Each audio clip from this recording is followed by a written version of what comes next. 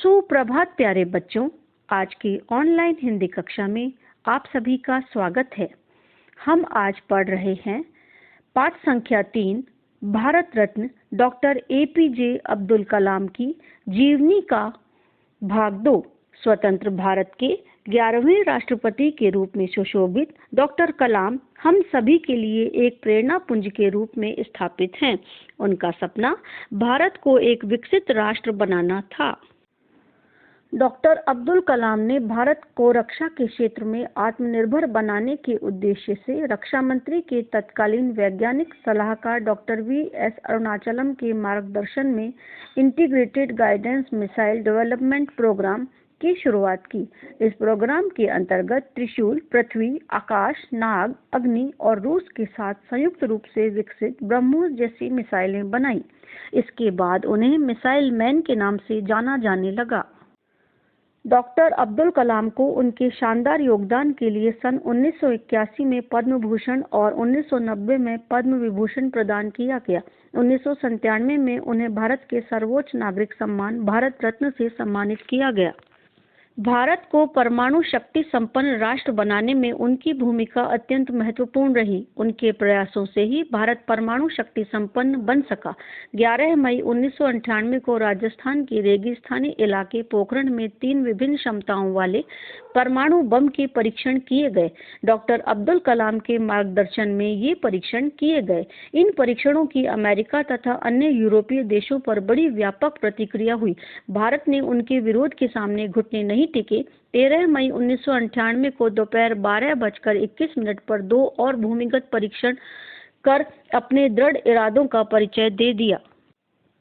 राष्ट्रपति पद की शपथ उन्होंने 25 जुलाई 2002 को ली और पूरे 5 वर्ष का कार्यकाल सफलतापूर्वक पूरा किया। वे 11वें राष्ट्रपति थे।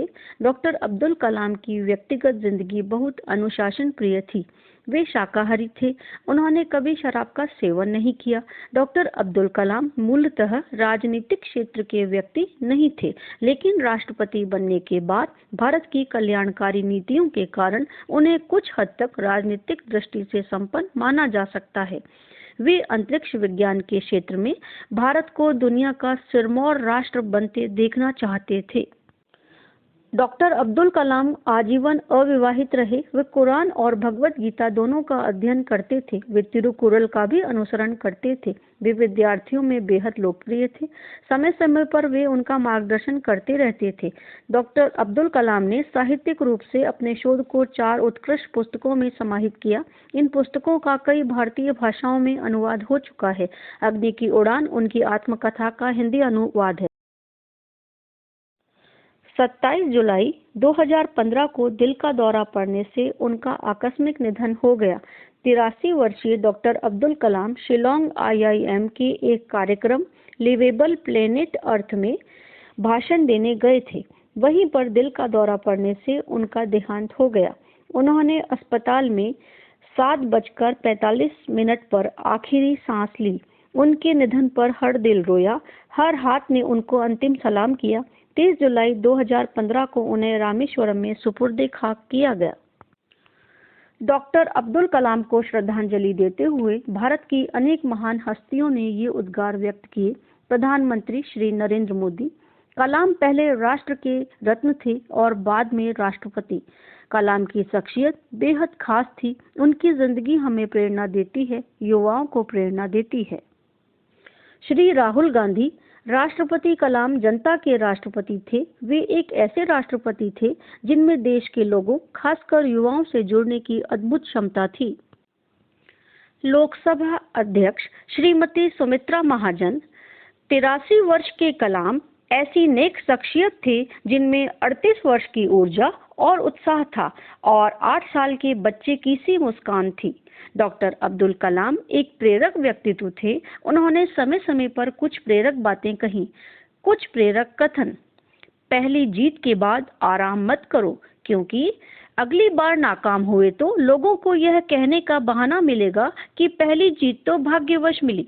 बारिश के समय सभी पक्षी शरण तलाशते हैं, मगर बाज बादलों से भी ऊपर उड़ान भरकर बारिश से बचाव करते हैं। सन 2010 में नवभारत टाइम्स में छपे इंटरव्यू के कुछ अंश। इस इंटरव्यू को श्री राजेश मित्तल और श्री नरेश तनेजा ने लिया था। जीवन ने आपको क्या सबक सिखाए हैं? पहला यह कि आप 20 साल से कम उम्र के हों तभी जीवन का लक्ष्य बना लें। दूसरा, लगातार सीखते रहें और जानकारी बढ़ाते रहें।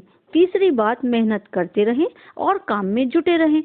चौथी चीज यह कि जब कोई समस्या आए तो हालात और परिस्थितियां आपको नियंत्रित न करें, बल्कि आप उन्हें नियंत्रित करें और जीत हासिल करें।